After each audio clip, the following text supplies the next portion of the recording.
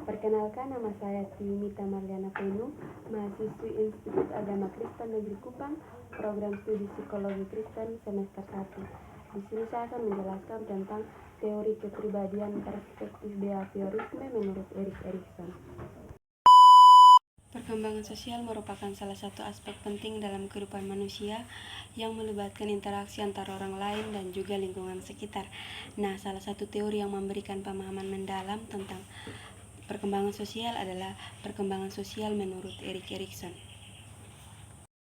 Teori ini mengidentifikasi serangkaian tahap perkembangan yang melibatkan konflik psikososial yang harus diatasi individu untuk mencapai perkembangan sosial yang sehat. Nah, salah satu tokoh yang memberikan kontribusi besar dalam memberikan pemahaman mendalam tentang perkembangan sosial adalah Erik Erikson.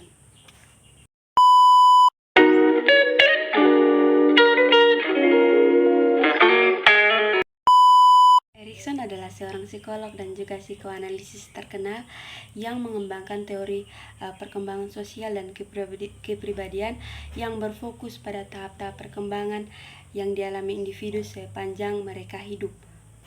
Nah, teori Erikson menekankan pentingnya interaksi sosial dan tantangan psikososial yang dihadapi individu dalam setiap tahap perkembangan untuk mencapai perkembangan sosial yang sehat.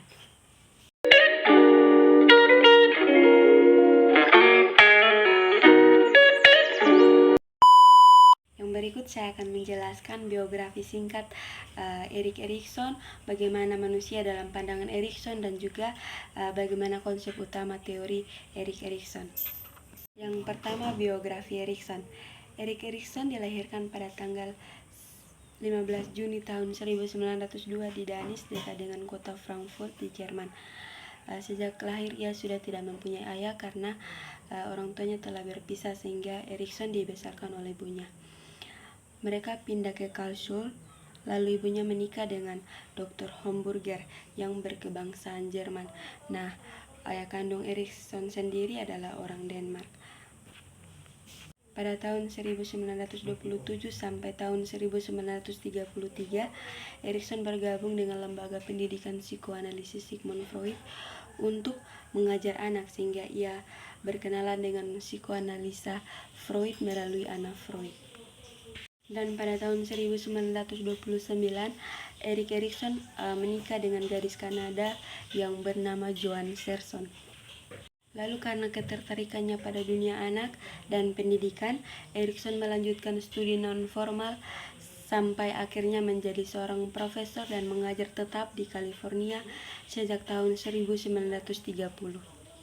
Erikson juga mendirikan klinik analisis anak, menekuni dunia pendidikan, serta menulis buku-buku. Erikson telah menemukan identitas baru dengan multiragamnya. Kemudian Erik Erikson meninggal pada tahun 1994. Yang kedua, manusia dalam pandangan Erik Erikson. Erikson berpendapat bahwa pandangan-pandangannya sesuai dengan ajaran dasar psikoanalisis yang diletakkan oleh Freud. Jadi dapat dikatakan bahwa Erikson adalah seorang pro-Freudian dan juga atau neo-Freudian. Akan tetapi teori Erikson lebih tertuju pada masyarakat dan kebudayaan. Bagi Erikson, dinamika kepribadian selalu diwujudkan sebagai hasil interaksi antara kebutuhan dasar biologis dan pengungkapannya sebagai tindakan-tindakan sosial. Tampak dengan jelas bahwa yang dimaksudkan dengan psikososial apabila istilah ini dipakai dalam kaitannya dengan perkembangan. Yang kedua, manusia dalam pandangan Erikson. Erikson berpendapat bahwa pandangan-pandangannya sesuai dengan ajaran dasar psikoanalisis yang diletakkan oleh Freud. Jadi dapat dikatakan bahwa Erikson adalah seorang pro-Freudian atau neo-Freudian. Akan tetapi, teori Erikson lebih tertuju pada masyarakat dan kebudayaan. Bagi Erikson, dinamika kepribadian selalu diwujudkan sebagai hasil interaksi antara kebutuhan biologis dan pengungkapannya sebagai tindakan-tindakan sosial. Nah, tampak dengan jelas bahwa yang dimaksudkan dengan psikososial apabila istilah ini dipakai dalam kaitannya dengan perkembangan. Secara khusus, hal ini berarti bahwa tahap-tahap kehidupan seseorang dari lahir sampai dibentuk oleh pengaruh-pengaruh sosial yang berinteraksi dengan suatu organisme yang menjadi matang secara fisik dan psikologis. Pusat dari teori Erikson mengenai perkembangan ego ialah sebuah asumsi mengenai perkembangan setiap manusia yang merupakan suatu tahap yang telah ditetapkan secara universal dalam kehidupan setiap manusia. Nah, jadi proses yang terjadi dalam setiap tahap yang telah disusun sangat berpengaruh terhadap epigenetik prinsipal yang sudah dewasa atau matang. Dengan kata lain, Erikson mengemukakan persepsinya pada saat itu bahwa pertumbuhan berjalan berdasarkan prinsip epigenetik. Yang ketiga, konsep utama dari teori Erikson. Teori Erik Erikson membahas tentang perkembangan manusia yang dikenal dengan teori perkembangan psikososial. Erikson percaya bahwa kepribadian berkembang dalam beberapa tingkatan. Nah, salah satu elemen penting dari teori tingkatan psikososial Erikson adalah perkembangan persamaan ego. Persamaan ego adalah perasaan sadar yang kita kembangkan melalui interaksi sosial. Nah, menurut Erikson, perkembangan ego selalu berubah berdasarkan pengalaman atau informasi yang kita dapatkan dalam berinteraksi dengan orang lain. Perkembangan psikologis dihasilkan dari interaksi antara proses-proses maturasional atau kebutuhan biologis dengan tuntutan masyarakat dan kekuatan-kekuatan sosial yang dihadapi dalam kehidupan sehari-hari. Nah, dari sudut pandang seperti ini, teori Erikson menempatkan titik tekan yang lebih besar pada dimensi sosialisasi dibandingkan teori Freud.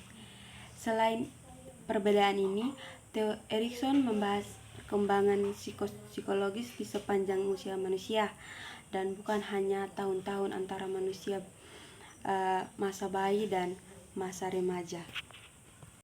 Konsep utama teori Erikson dibagi atas dua tahap.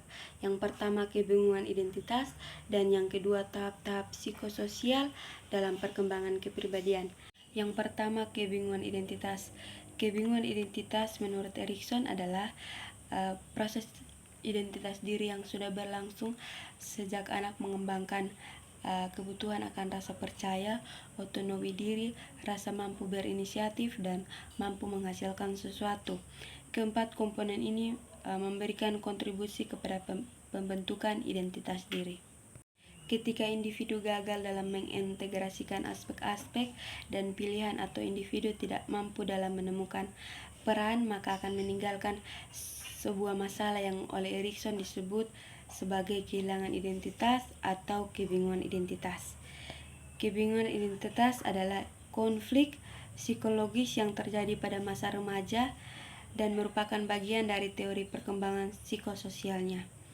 Kebingungan identitas terjadi ketika seseorang tidak memiliki rasa yang jelas tentang siapa dirinya atau perannya dalam masyarakat. Berikut akan saya jelaskan beberapa hal yang terjadi pada seseorang yang mengalami kebingungan identitas. Yang pertama, rasa tidak yakin dengan siapa dirinya dan di mana dirinya cocok. Yang kedua, berpindah-pindah pekerjaan atau hubungan. Dan yang ketiga, merasa kecewa dan bingung tentang tempatnya dalam hidup. Yang kedua, tahap-tahap psikososial dalam perkembangan kepribadian. Menurut teori perkembangan psikososial Erikson, kepribadian meningkat ketika seseorang mengalami tahap psikososial selama hidup. Perkembangan manusia dibedakan berdasarkan kualitas ego dalam tahap perkembangan 8. Berikut adalah tahap-tahap dalam psikologi perkembangan Erikson. Yang pertama, rasa percaya dan tidak percaya. Ini terjadi sekitar usia 0-18 bulan. Hal pertama yang akan dipelajari seorang anak atau bayi baru lahir dari lingkungannya adalah mempercayai orang-orang di sekitarnya, terutama ibu atau pengasuhnya yang selalu bersama mereka setiap hari. Yang kedua, otonomi versus rasa malu dan ragu-ragu. Dalam tahap ini, anak akan menemukan bahwa dia memiliki kendali atas tubuhnya saat ini. Orang tua harus membimbing dan mendidik anak-anak mereka untuk mengelola keinginan dan dorongan hati mereka, tetapi tidak dengan hukuman yang berat. Yang ketiga, inisiatif versus kesalahan. Ini terjadi sekitar usia 3-6 tahun. Nah, Pada periode ini, anak-anak belajar bagaimana merencanakan dan melaksanakan kegiatan mereka. Tekad yang gagal saat ini akan membuat anak muda takut mengambil inisiatif atau membuat pilihan karena takut melakukan kesalahan. Yang keempat, kerajinan versus inferioritas. Ini terjadi sekitar usia 6-12 tahun. Pada usia ini, anak belajar menikmati dan merasa puas ketika menyelesaikan aktivitas, terutama pekerjaan skolastik. Yang kelima, identitas versus kekacauan identitas. Pada masa ini terjadi perubahan fisik dan mental pada usia biologis seperti dewasa, sehingga nampaknya ada kontradiksi karena di satu sisi dianggap dewasa dan di sisi lain dianggap belum dewasa. Ini adalah masa standarisasi diri di mana anak mencari identitas di bidang seksualitas, usia, dan aktivitas. Yang keenam, masa dewasa muda atau masa keintiman. Ini terjadi sekitar usia 20-40 tahun. Dewasa muda belajar bagaimana terlibat dengan orang-orang secara mendalam dalam periode ini. Kesepian diakibatkan oleh ketidakmampuan untuk membangun ikatan sosial yang kuat. Yang ketujuh, masa dewasa menengah. Ini terjadi sekitar usia 40-65 tahun. Yang berikut yang ke-8 adalah masa dewasa akhir. Ini terjadi sekitar usia 65 tahun sampai dengan masa kematian. Pada usia ini, individu dapat merenungkan kembali kehidupan mereka dan menemukan makna, kedamaian, dan integritas. Nah, kesimpulan dari materi ini yaitu pusat dari teori Erikson mengenai perkembangan ego ialah sebuah asumsi mengenai perkembangan setiap manusia yang merupakan suatu tahap yang telah ditetapkan secara universal dalam setiap kehidupan manusia. Nah, proses yang terjadi dalam setiap tahap yang telah disusun secara matang sangat berpengaruh terhadap epigenetik prinsipal yang sudah dewasa atau matang. Teori Erikson membahas tentang perkembangan manusia yang dikenal dengan teori perkembangan psikososial. Teori perkembangan psikososial ini adalah salah satu teori kepribadian terbaik dalam psikologi. Seperti Sigmund Freud, Erikson percaya bahwa kepribadian berkembang dalam beberapa tingkatan. Nah, salah satu elemen penting dari teori tingkatan psikososial Erikson adalah perkembangan persamaan ego. Persamaan ego sendiri adalah perasaan sadar yang kita kembangkan melalui interaksi sosial. Perkembangan manusia dibedakan berdasarkan kualitas ego dalam tahap perkembangan 8. 4 tahap pertama terjadi pada masa bayi dan kanak-kanak, dan 3 tahap terakhir terjadi pada masa dewasa dan pada usia tua. Karena masa remaja merupakan peralihan dari masa kanak-kanak masa dewasa, Erikson lebih memperhatikan sejak dari sebelumnya. Sekian penjelasan singkat dari saya. Terima kasih. Shalom.